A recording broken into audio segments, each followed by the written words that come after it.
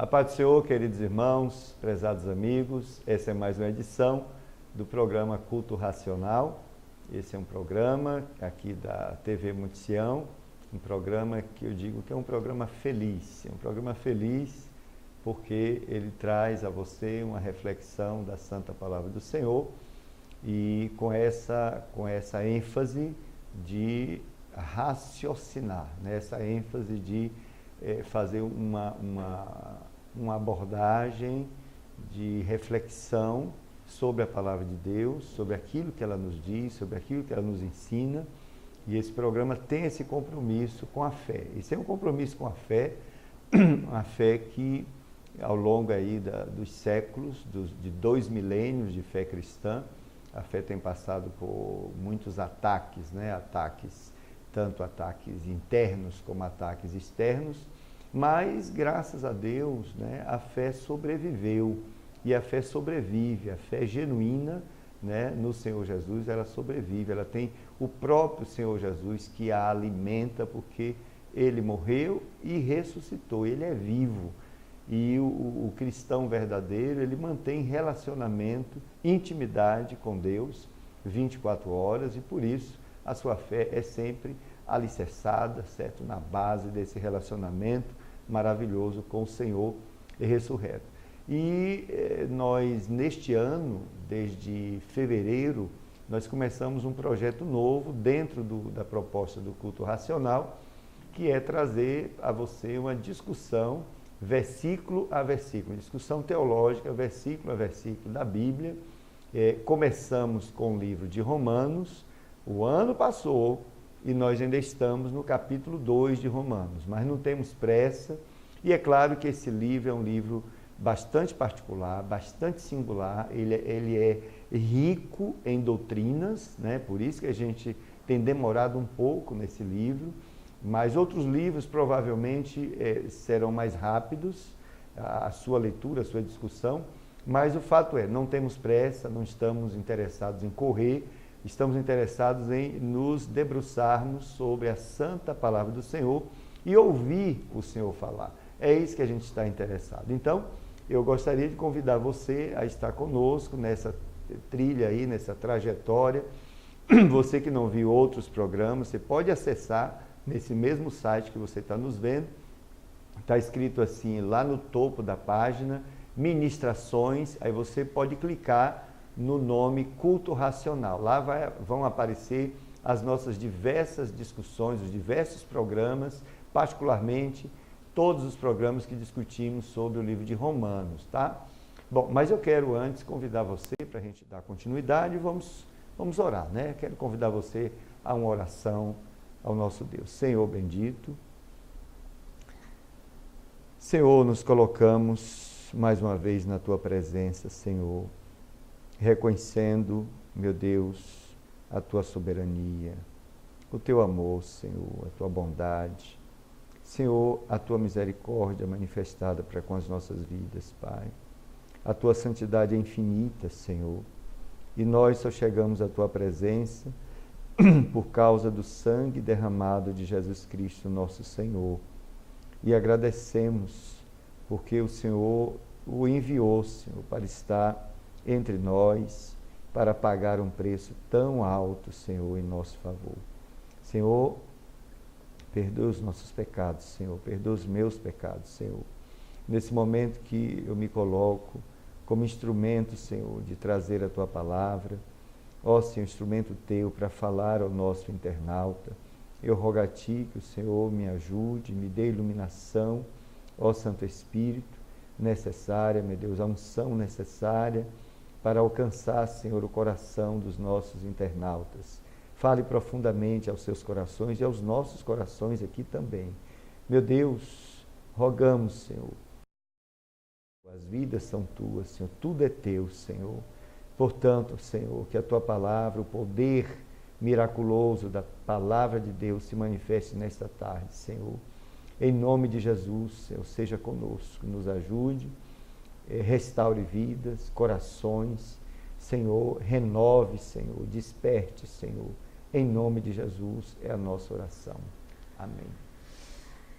Eu também gostaria de convidá-los para uma leitura em Romanos capítulo 2, versículos 17 até 24. Vou ler até o 24, que diz assim: Eis que tu, que tens por sobrenome judeu, e repousas na lei, e te glorias em Deus, e sabes a sua vontade, e aprovas as coisas excelentes, sendo instruído por lei, e confias que és guia dos cegos, luz dos que estão em trevas, instruidor dos nécios, mestre de crianças, que tens a forma da ciência e da verdade na lei. Tu, pois, que ensinas a outro, não te ensinas a ti mesmo? Tu que pregas que não se deve furtar, furtas? Tu que dizes que não se deve adulterar, adulteras? Tu que abominas os ídolos, cometes sacrilégio? Tu que te glorias na lei, desonras a Deus pela transgressão da lei? Porque, como está escrito, o nome de Deus é blasfemado entre os gentios por causa de vós. É claro que o que está em jogo aqui é o fato dos judeus, os mestres judeus, né, do judaísmo, que, por serem mestres, conhecedores da lei, eles discriminavam. Dois problemas aconteciam aqui, que estão destacados, que moveram, né, o Espírito de Deus moveu o apóstolo Paulo para doutrinar, né, nesta carta aos Romanos. E os dois problemas são: primeiro, eles se consideravam, os judeus, particularmente os mestres, né, se consideravam superiores, né, ao povo judeu e também, e principalmente, aos gentios, consideravam superiores. Segundo, essa superioridade é porque eles tinham conhecimento da lei, eles conheciam a lei, eles dominavam a doutrina, conheciam a doutrina muito mais do que qualquer outro. Mas, por outro lado, há uma crítica severa, porque, apesar deles conhecerem a lei, eles tinham uma vida que desonravam a Deus. Observe que o último versículo, Penú diz assim: e tu que te glorias na lei, conhecedor da lei, né? Faziam palestras, faziam, digamos assim, discursos longos, muito bem preparados, né? Aí diz assim: e tu que te glorias na lei, desonras a Deus pela transgressão da lei. Observe que há aqui uma acusação de que esses mestres transgrediam a lei, apesar de serem conhecedores da lei, tá? Versículo 24. Porque, como está escrito, o nome de Deus é blasfemado entre os gentios por causa de vós. Observe, os gentios que não conheciam a lei tinham notícia, né, sobre o Deus de Israel, tinham notícia sobre o que a lei de Israel dizia. Aliás, alguns gentios até tomavam a lei para si, ainda que sem autoridade divina, sem Deus ter dado a lei para eles. Muitos gentios tomavam a lei para si, como modelo de vida, etc. Mas quando olhavam para esses mestres, né, que se diziam conhecedores da lei, e olhavam as suas vidas, eles blasfemavam contra Deus, né, por causa do mau testemunho que essas pessoas davam. E isso nos traz uma reflexão, né, para a nossa prática de fé nesses dias tenebrosos, nesse momento difícil, particularmente que o Brasil está vivendo, com um crescimento vertiginoso, né, nas comunidades que se dizem cristãs e evangélicas, que crescem vertiginosamente, igrejas cheias, e todo dia abre-se igrejas e tudo mais. Mas há um questionamento sobre o nosso testemunho nesse país. O que está acontecendo conosco? Né? Uma coisa é crescermos em número, né? Uma coisa é muitos professarem a fé. Tem pregação para isso. As pessoas estão sendo convidadas a serem cristãs para terem uma vida financeira mais abastada, para que Deus resolva os seus problemas. Tem diversas pregações, né? Substituindo, inclusive, a verdadeira pregação do Evangelho de Jesus Cristo. E muitos são atraídos por essa pregação, porque as pessoas estão procurando viver uma vida aqui na terra, uma vida regalada, né? Uma vida com suas necessidades pessoais satisfeitas em todos os sentidos, mas particularmente a sociedade mundial é a tendência do homem com sua natureza corrompida, pensar só no aqui, no agora, nos seus deleites materiais, né? No comer, no beber, no se divertir, nos diversos prazeres, e mesmo sabendo que essa vida aqui é curta, e sem levar em consideração uma coisa gravíssima que acontece em paralelo, que é o fato de existir uma eternidade, e que uma vida, por um período eterno, lhe espera. E enquanto estamos aqui, nós negligenciamos, né, essa nossa vida espiritual. Nós deixamos de cuidar da vida espiritual, como se um dia não fôssemos enfrentá-la. E nós aqui crescemos, né, nascemos, crescemos, desfrutamos dos prazeres desse mundo, de tudo que for prazeres lícitos, prazeres ilícitos, e não nos preocupamos com uma vida eterna, que é essa vida que todos nós vamos viver de fato, fora daqui desse corpo. E isso não parece ser muito inteligente, né? E, lamentavelmente, muitas pessoas têm sido atraídas para o meio evangélico porque vê uma prosperidade material, né? Os evangélicos, já teve até, acho que já existe até estatísticas sobre isso, da prosperidade do povo evangélico, que é fato que o nosso Deus nos abençoa sim, não porque somos bonzinhos não, é porque a bênção de Deus está com o seu povo. E há sim uma prosperidade. Então, prosperidade material, mas também há uma prosperidade espiritual. A proposta é essa, né? Ser próspero materialmente não implica em espiritualidade elevada, né?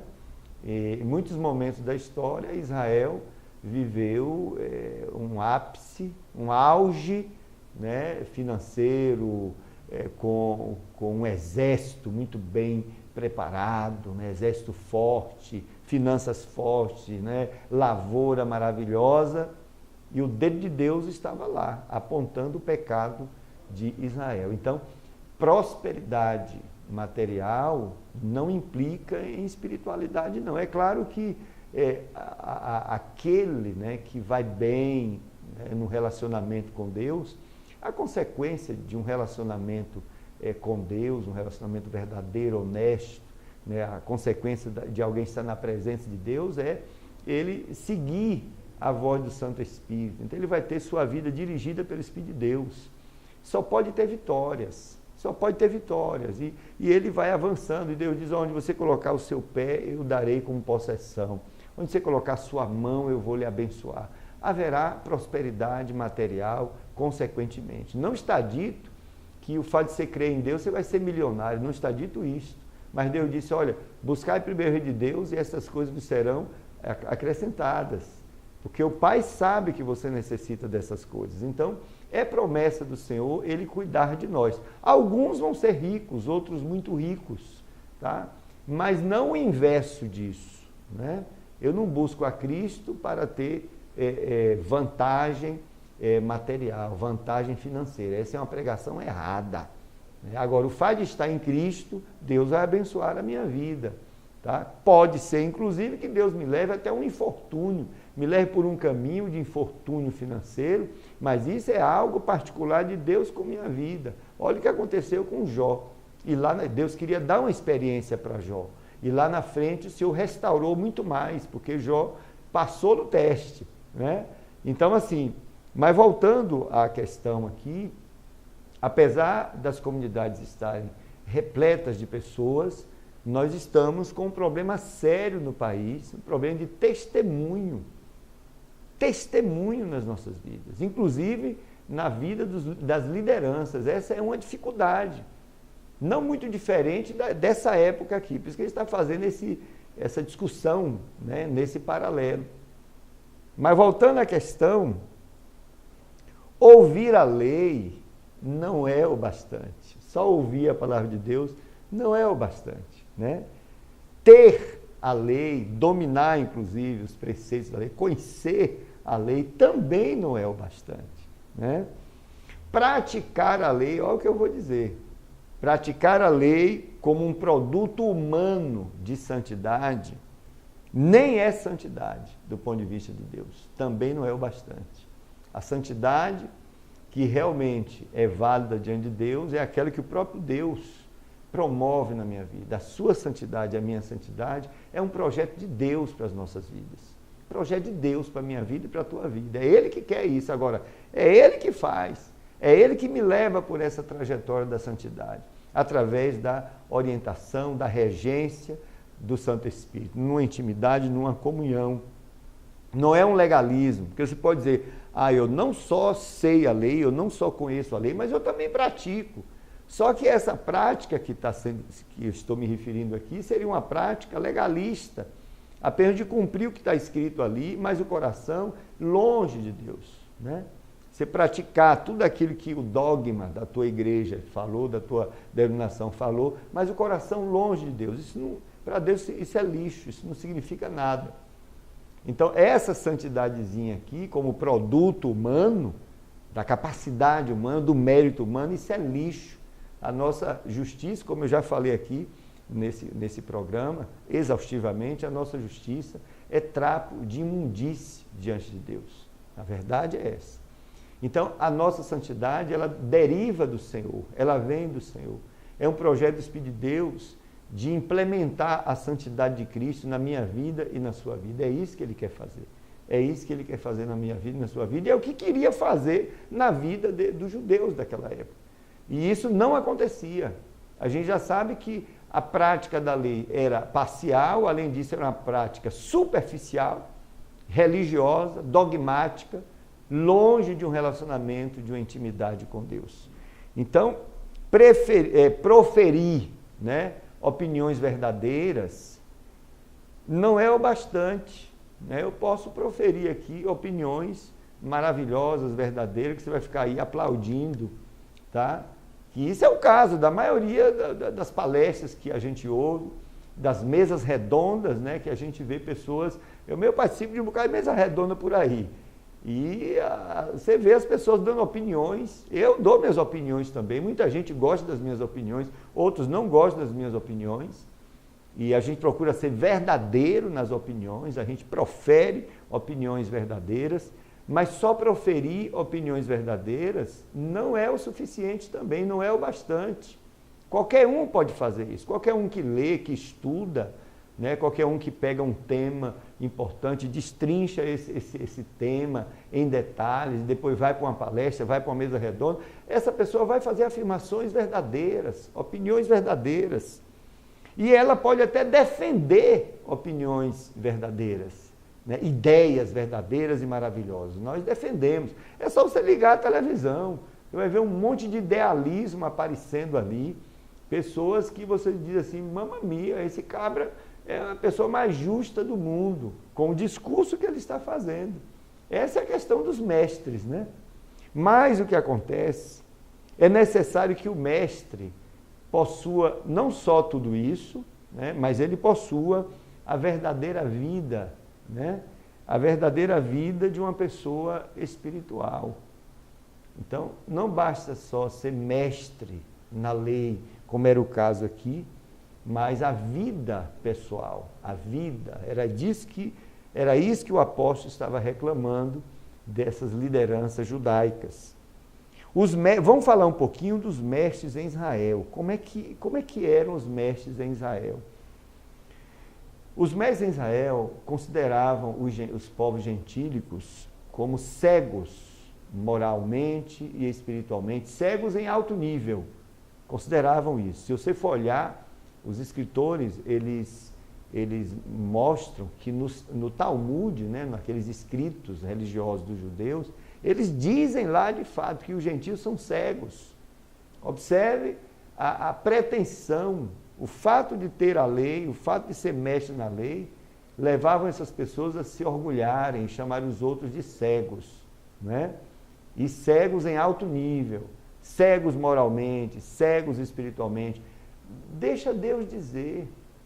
Deixa Deus julgar isso. Essa é a grande questão. Todos nós sabemos que o mundo jaz no maligno, que o mundo está mergulhado no pecado, que o mundo está moralmente condenado, espiritualmente condenado. Mas a mensagem do povo de Deus, tanto o povo de Israel, que tinha a mensagem de Jeová para os povos gentios, e hoje a igreja tem a mensagem. Qual é a mensagem? A mensagem é do amor de Deus. A mensagem é do perdão, que Jesus oferece o perdão. A mensagem é, olha, não importa o tamanho dos seus pecados, não importa quão mergulhado no lamaçal de pecado você está. O que importa é que o amor de Deus é maior do que os seus pecados. Não há distância que o pecado possa fazer de você, entre você e Deus, que o amor de Deus não possa lhe alcançar. O amor de Deus alcança distâncias infinitas.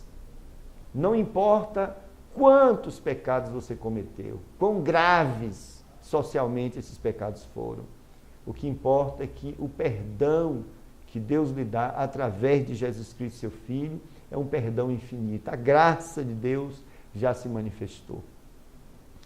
Um dia desse eu estava conversando com minha classe de Escola Bíblica Dominical e eu disse assim, irmãos, a história mostra, quer dizer, supõe que Hitler, que assassinou ele e suas agências, assassinou só de judeus 6 milhões, matou outros povos também, homossexuais, etc., né, pessoas com defeito físico, inclusive, mas a ênfase ficou nos judeus porque foi uma quantidade realmente gigantesca, né, que Hitler assassinou com seus exércitos, etc.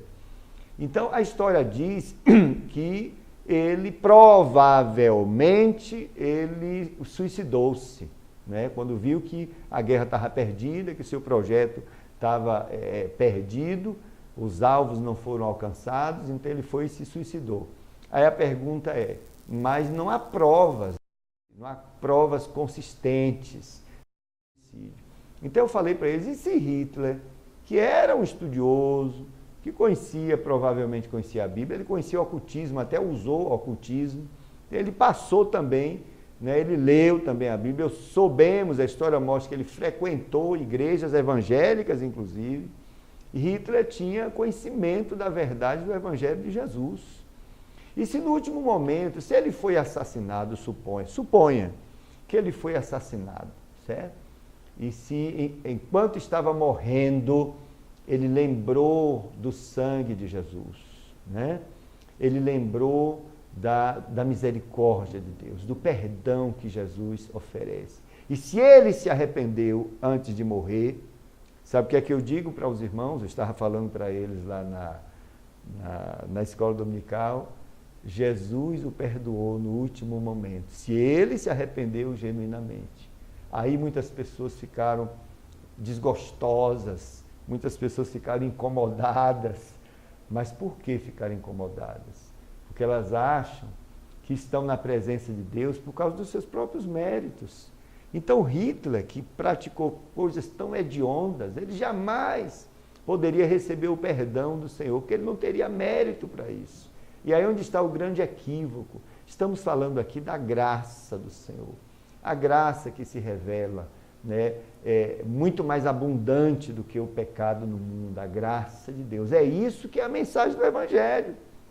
E se realmente isso que eu falei for real, se realmente ele se arrependera, o que é que vai acontecer? Quando entrarmos na glória, ele também vai entrar, lavado e remido pelo sangue de Jesus.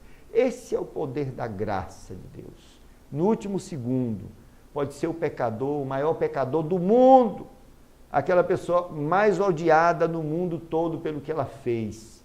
Mas se ela se arrepender, reconhecendo o Filho de Deus como seu Salvador, Jesus Cristo lhe perdoa e lhe introduz, né, na família de Deus, por causa dos méritos dele próprio, de Jesus Cristo. Não por causa dos méritos dessa pessoa, mas essa pessoa creu no Filho de Deus. Ela vai ser recebida na presença de Deus e vai entrar na glória do Senhor Jesus, né? Então, é disso que estamos falando. Então, esses mestres em Israel se consideravam superiores e chamavam até os gentios de cegos. Eles eram chamados, nos seus próprios documentos estavam lá, eram chamados de lâmpada, observe, lâmpada de luz, lâmpada santa, lâmpada de Israel, e se orgulhavam de serem assim, né? De ser luzes. Que coisa interessante, que coisa interessante. Aqui está o pastor Antônio Deus, eu sou luz para vocês. Olha que coisa interessante que é carnal e maligna, que não honra a Deus, e que Deus não mandou ninguém assumir essa posição diante dos outros, para acusar as pessoas, né? Para condenar as pessoas. É disso que o texto está falando. Então, quando Paulo compara, né, essas pessoas, esse formato, com o Filho de Deus, com o serviço que o Filho de Deus prestou, se humilhando diante de todos, se fez homem, deixou a sua glória, né, digamos assim, e veio até nós se humilhando, já na forma humana, e uma vez na forma humana, ele procurou a posição menor, a posição de servo. Esse é o exemplo do Senhor Jesus, o Senhor da glória. E quando se compara essas duas coisas, né, ele constata, portanto, que os mestres judeus estavam em pecado quando pensavam assim dos demais povos e do seu próprio povo, né? É esse o padrão espiritual, o padrão ético e moral que aparece na carta de Romanos. É a partir desse padrão moral absoluto, que é a justiça de Deus, que o Espírito de Deus leva a Paulo a fazer uma discussão de todas essas realidades. E isso deve ser também padrão para nós. A gente não tem que estabelecer novos padrões, porque o padrão que já está revelado na palavra de Deus é o padrão absoluto, padrão moral absoluto, que é a justiça de Deus. Não adianta a gente querer basear a nossa fé, a nossa conduta, a nossa vivência, a nossa comunhão com Deus, com base num padrão inferior a este. Porque o Senhor, que é santo, nos convidou para este padrão. E ele disse: sede perfeitos porque eu sou perfeito, sede santos porque eu sou santo. Jesus falou, o próprio Deus falou, Paulo falou, Pedro falou, todos falaram. E estão se referindo ao quê? O que é que isso quer dizer? Que eu não tenho condição de, com meus próprios méritos, ser perfeito ou ser santo. Isso é um engano, isso é um engodo, né? Na realidade, eu posso ser santo, perfeito, sabe onde? Em Cristo. Colossenses 2,10 diz que nós estamos perfeitos nele. Deixa eu ler de novo. Eu não canso de ler esse versículo. Aqui, 2,10 de Colossenses. E estáis perfeitos nele, que é a cabeça de todo principado e potestade. Em Cristo, Deus me vê perfeito. Por quê? Porque Cristo é o modelo supremo, né? De santidade, de obediência, de filho, que Deus estabeleceu para a humanidade. Não é mais o primeiro Adão que caiu.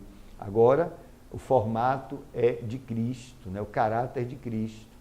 E eu fui introduzido, né, no corpo de Cristo, eu como igreja, você como igreja. O corpo de Cristo está, portanto, perfeito, porque Deus atribuiu a cada pessoa, a cada membro desse corpo, a justiça do próprio Cristo, que é a justiça de Deus. Então, o Senhor Deus, quando me vê, ele me vê através de Jesus Cristo. E quando ele me vê através de Jesus Cristo, seu Filho, ele me vê perfeito, porque ele vê a justiça de Cristo em minha vida. Ele não vê os meus méritos, ele vai ver os méritos do seu Filho que foram implantados, imputados a mim. Então ele me recebe.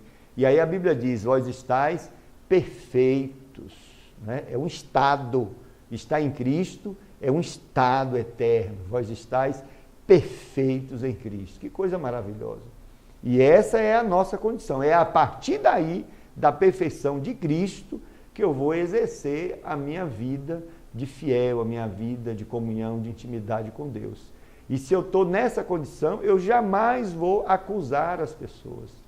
Eu jamais vou deixar de amá-los. Eu jamais vou pregar um evangelho equivocado. Eu jamais vou deixar de apresentar o perdão que eu recebi, o amor que eu recebi e que eu convivo.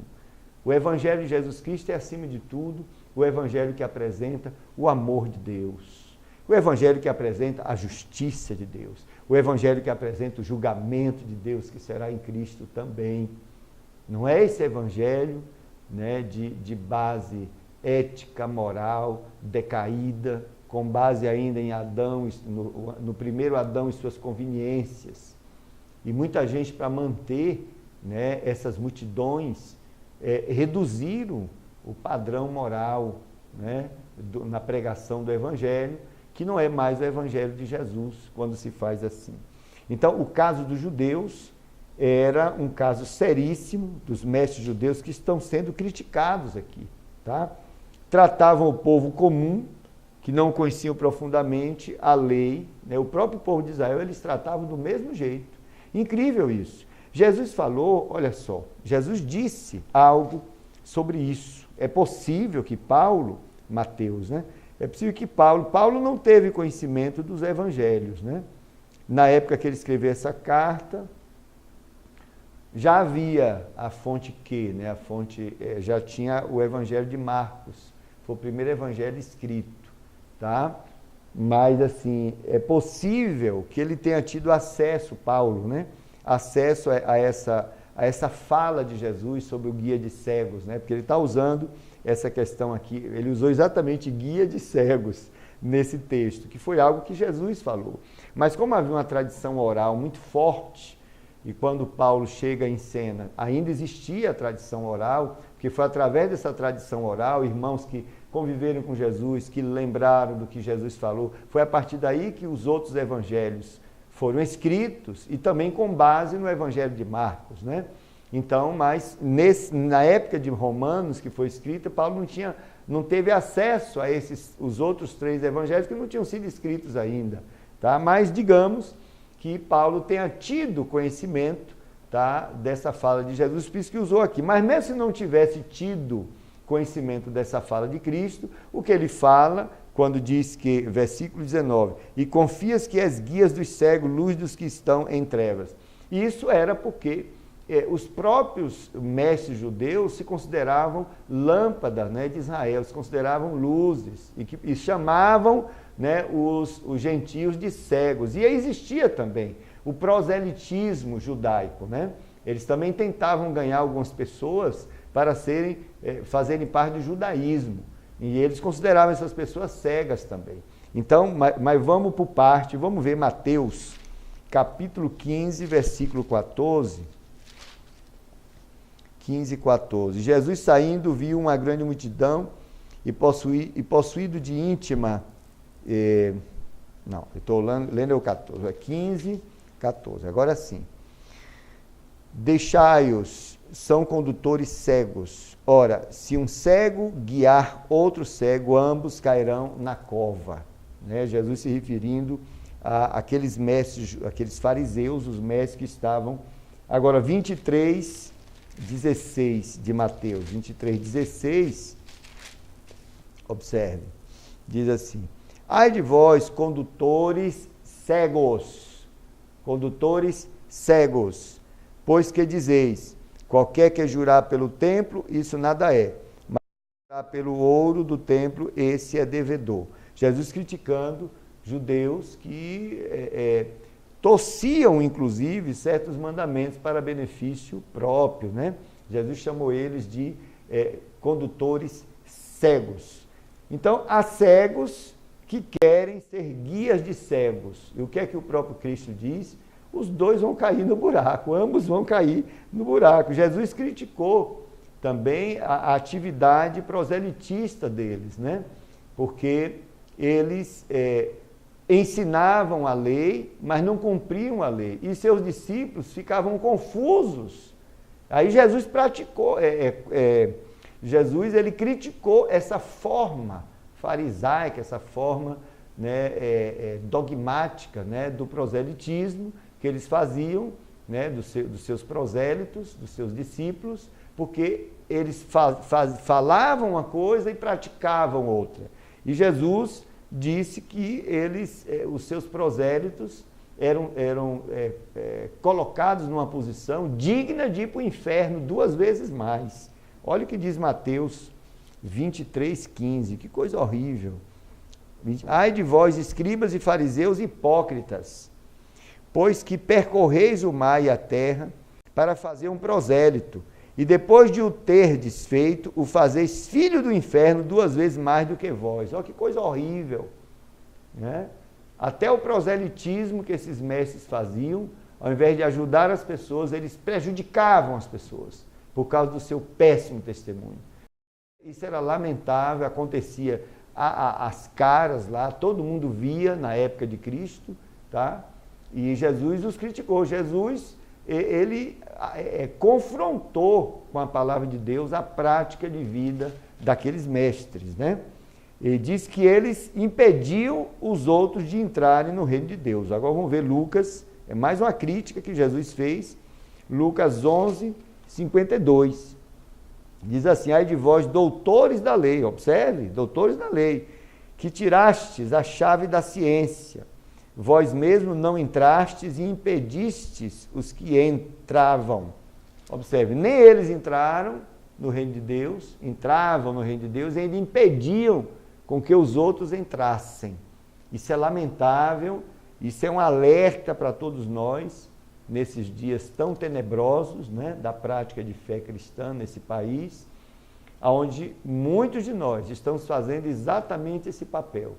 Não só não entramos no reino, como estamos impedindo, com o nosso péssimo testemunho, impedindo outros entrarem. Porque os outros estão olhando a nossa vida e estão dizendo assim: não vou querer, não quero ser como você, não quero participar da sua fé, não quero esse Jesus de vocês. Porque se você diz que está em Cristo e você é assim, então não serve. Esse Cristo seu não mudou sua vida, não tem competência para mudar a minha vida. Mas isso não é o Evangelho de Jesus Cristo. E, lamentavelmente, é o que tem acontecido nos nossos dias. Claro que com grandes exceções, na realidade, o que eu estou falando é a exceção, né?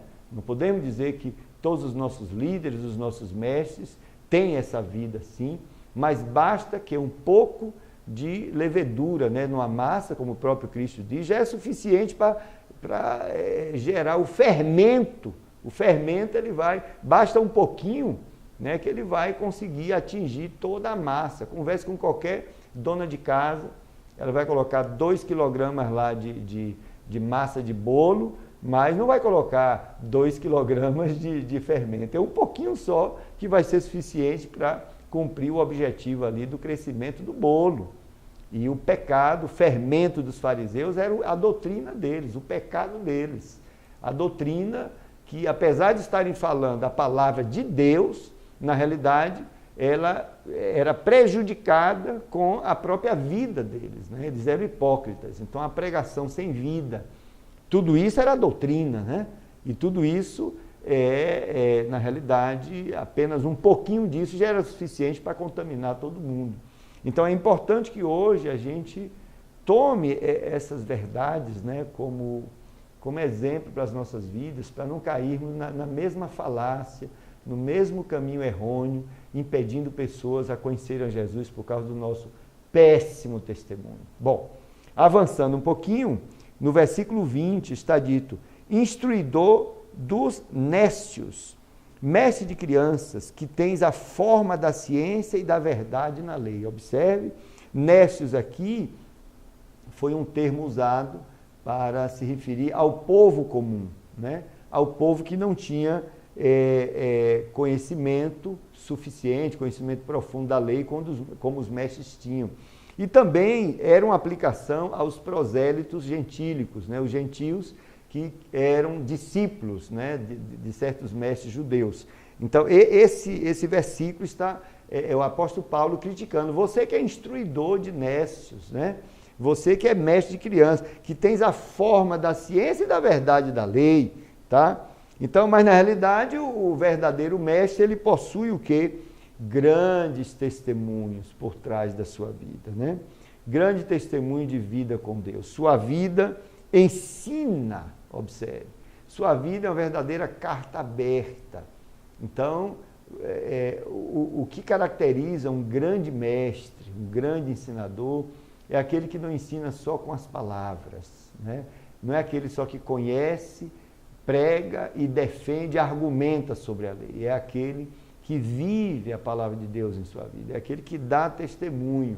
Observe o que Paulo falou, 2 Coríntios, para a igreja de Coríntios, capítulo 3, versículo 2. Vós sois a nossa carta, escrita em nossos corações, conhecida e lida por todos os homens, porque já é manifesto que vós sois a carta de Cristo, ministrada por vós, escrita não com tinta, mas com o Espírito de Deus vivo, não em tábuas de pedra, mas nas tábuas de carne do coração.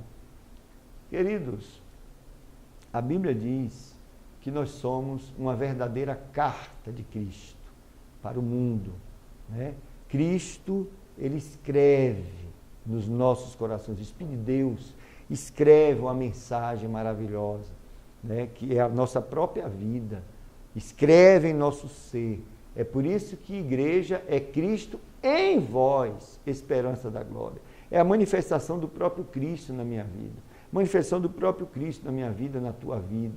É isso que vai reger o nosso dia a dia, o nosso testemunho, a nossa vida, né? As nossas ações, a forma de nós pensarmos, de nós agirmos, de nós decidirmos, de nós recuarmos, de nós avançarmos. É Cristo em nós, Cristo em nós. E é isso que vai despertar as pessoas. É isso que vai, é porque é Cristo que atrai as pessoas, não sou eu, não são os meus méritos, mas os méritos de Cristo, as marcas de Cristo na minha vida vão, de fato, atrair as pessoas. Jesus diz, quando eu for levantado, atrairei todos a mim. E ele é levantado na minha vida, ele está em minha vida. E é Cristo na minha vida que fará com que as pessoas vão ser atraídas por nós. A aplicação disso, né? Qual é a aplicação disso? A aplicação disso é, quanto mais nós formos cheios de Cristo, quanto mais cheios de Cristo, mais atrairemos pessoas a nós, a Ele, mais instruiremos pessoas sobre Ele. Por isso que é curioso hoje, a gente não está ganhando almas para Jesus. Acabou a evangelização, acabou o interesse pelas almas. Quem trabalha com obra missionária sabe muito bem o que significa isso. Não há mais nenhum interesse para as pessoas conversarem com outras no meio da rua sobre Jesus, apresentando sua própria vida, né? Por que isso? Porque me parece que o nosso testemunho não está tão abundante, parece que Cristo não está tão aparecendo na minha vida. Eu vou me incluir. Por que eu não ganho 300 almas? Uma a uma.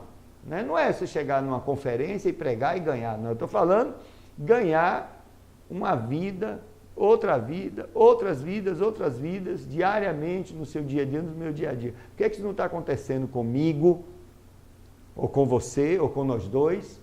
Sabe por quê? Porque Cristo não está aparecendo nas nossas vidas como gostaria, né? De alguma maneira, eu estou substituindo Cristo na minha vida e na sua vida. E Ele está deixando de ser, né? Está deixando de aparecer na minha vida. E por isso, as pessoas não estão sendo atraídas por Ele, através da minha vida. Isso é muito grave. Isso é flagrante nos nossos dias, né? Bom, quando diz aqui instruidor dos nécios, observe, a palavra no grego que significa instruidor, que está no texto no grego, é paidelten, que significa instruidor. Na realidade, esse paidelten significa aquele que administra disciplina, é um corretor, aquele que corrige, não é só alguém que ensina, é aquele que corrige. Significa, sabe o quê? Pessoas que estão participando da vida diária das outras. É um verdadeiro pastor nos dias de hoje. Pastor não é aquele que dirige culto, né? Pastor não é aquele que chega lá no domingo, dirige um culto maravilhoso, faz sua pregação e ponto final. Pastor é aquele que cuida, é aquele que acompanha as pessoas, é aquele que pastoreia. É como um pastor de ovelha mesmo, está todo dia ali com as ovelhas, tem cheiro de ovelha, tem carrapicho de ovelha nele, mas ele está cuidando das ovelhas. Isso é pastor, né? Eu não sou desse jeito. Lamentavelmente, eu não sou, né? Tenho um título, mas não posso dizer que sou um pastor, como está escrito na Bíblia. É a Bíblia que define o que é ser pastor, não é a confissão, não, é a Bíblia. pela Bíblia, eu não sou esse pastor. Por quê? Porque eu tenho meu trabalho, né, na universidade, quase 24 horas estou trabalhando lá e não cuido das pessoas, pelo menos como deveria. Então eu digo que eu sou pastor dirigente de culto, não pastor no senso da palavra, no sentido correto da palavra, mais estrito da palavra. Aqui é um pastor. Então ele está dizendo, você que diz que é pastor dos mais fracos, dos nécios, dos que não têm conhecimento, então como é que você, que se diz estar nessa posição, que ensina outro, não ensina a si mesmo? Quer dizer, cadê o seu testemunho? Você ensina para os outros aprenderem a fazer assim assado, mas quando vão ver sua vida, você não faz. Então não ensinou a si mesmo, não foi? E diz que está sendo falado aqui, é isso que está sendo falado aqui. Então, quando diz crianças também, nécios, mestres de crianças, está em jogo aqui os prosélitos, os novos prosélitos daqueles mestres. Bom, agora, o que está em jogo aqui, observe, quando fala da forma da ciência e a forma da verdade da lei. Vamos discutir essa questão aqui, que ela é importante. Na realidade, está em jogo aqui a verdade, né? E de que verdade estamos falando? Quando se fala de lei, está se falando da lei, né? A verdade do Senhor Deus, a verdade que está em Deus. A verdade que está em Deus. Aí a pergunta é, a verdade que está em Deus, que é essa verdade que rege o universo, a verdade que está em Deus é a verdade revelada na lei? Essa é uma pergunta interessantíssima. Então, Deus, ele é o originador de todas as ideias verdadeiras. Tá? Aliás, ele é o próprio modelo e o próprio termômetro, né, da verdade, o próprio Deus. Se você for pegar biologia, estudar física, estudar matemática, estudar, se você for destrinchar isso nas ideias verdadeiras, qual vai ser a consequência? Você vai convergir para Deus. Qualquer coisa que você for estudar, se você trilhar o caminho das ideias verdadeiras, vai chegar em Deus, porque Ele é o originador de todas as ideias verdadeiras. Quem gerou verdade, quem forneceu, digamos assim, a verdade para o universo, é o próprio Deus. Ele é o Espírito da verdade. Não há como eu perseguir a verdade e não me comunicar com o caráter de Deus. Essa é uma questão, é uma verdade universal, né? Bom, a lei era uma representação da verdade. Olha o que eu vou dizer. Em si mesma, ela é uma verdade, tá? Mas não a verdade completa. Isso é importante ser dito isto.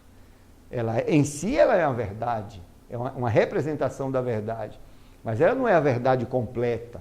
E por que dizemos isso? Porque somente a graça divina, foi só a graça divina que foi dada aos homens na pessoa de Jesus Cristo, observe, só isso, e somente na revelação que foi dada em Jesus Cristo, a revelação dada nele, é que podemos conferir a verdade plena, a plena verdade.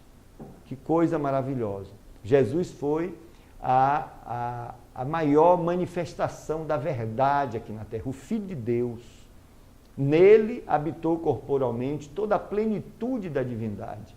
Então, em Cristo nós encontramos a verdade completa. Por isso que ele diz, eu sou o caminho, a verdade e a vida. A lei, ela não continha isso que Cristo tinha em si, né? A lei, ela não tinha a verdade completa como a verdade plena em Cristo Jesus.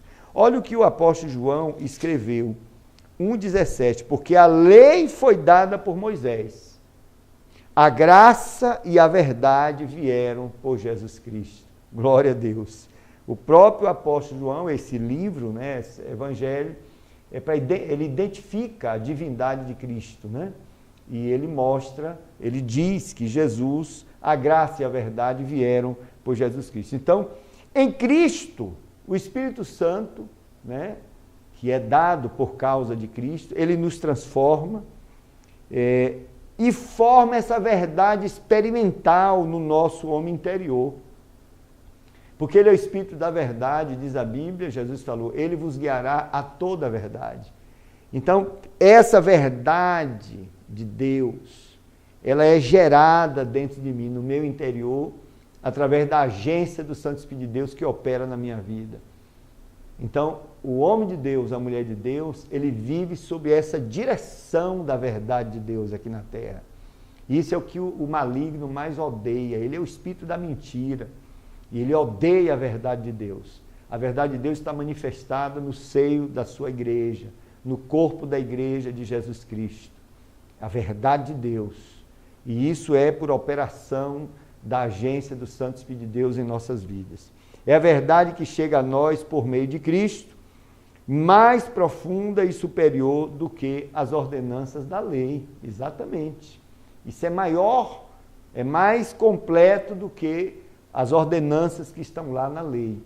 Né? O milindre, a graça, ela vai lá no profundo, né? Lá na divisão de alma e espírito, e cura, né, o que o pecado fez ali. E ali ela se estabelece, né? Ali a semente de Deus é plantada, a verdade de Deus fica no interior do homem. Que coisa maravilhosa! Isso é obra do Espírito de Deus no novo nascimento. A lei foi um esboço, digamos assim, um esboço, um delineamento da verdade superior que Cristo trouxe a todos nós. Isso é maravilhoso, tá? E é disso que o apóstolo está falando e reclamando aqui, reclamando para que esses homens, eles realmente se convertessem ao Evangelho de Jesus Cristo.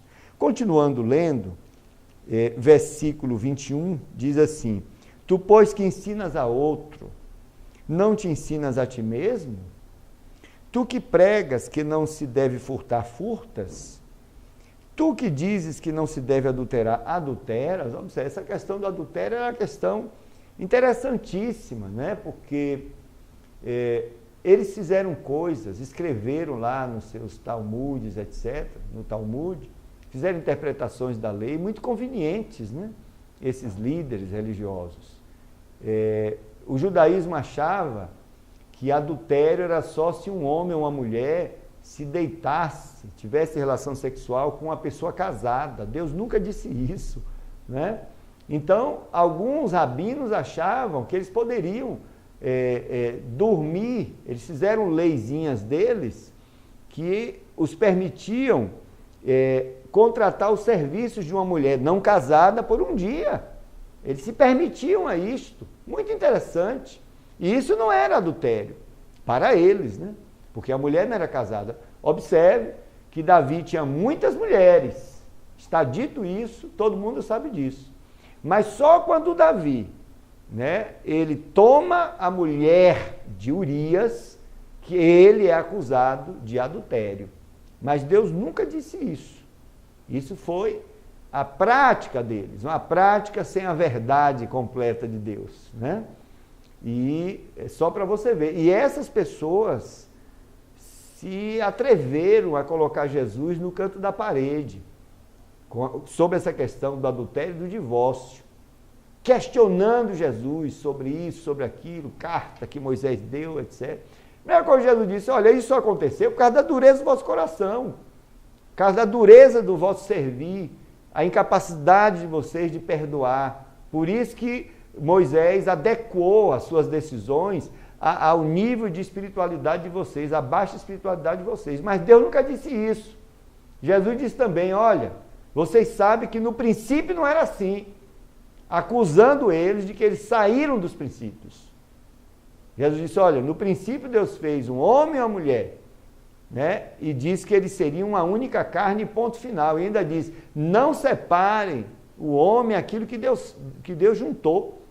Então Jesus estava declarando que ele era contra, né, a separação, que deve haver o amor e o perdão, né? Mas isso aí é outro tema que a gente vai discutir oportunamente. Eu convido você a continuarmos esses versículos, a discussão desses versículos até o 29 na próxima semana. Deus te abençoe, obrigado por você estar conosco A paz do Senhor e até a próxima semana.